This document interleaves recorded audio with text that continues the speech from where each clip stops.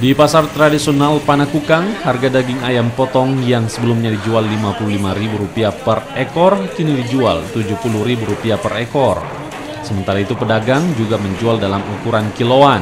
Untuk 1 kilo ayam potong dijual Rp24.000 yang sebelumnya dijual dengan harga Rp16.000 per kilo.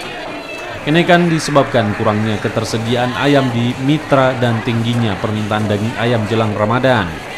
Biasanya tersedia 400 ekor ayam, kali ini hanya mencapai 250 ekor ayam per hari.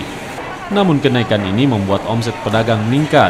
Biasanya pedagang hanya menjual 50 ekor per hari, kini bisa mencapai 200 ekor per hari.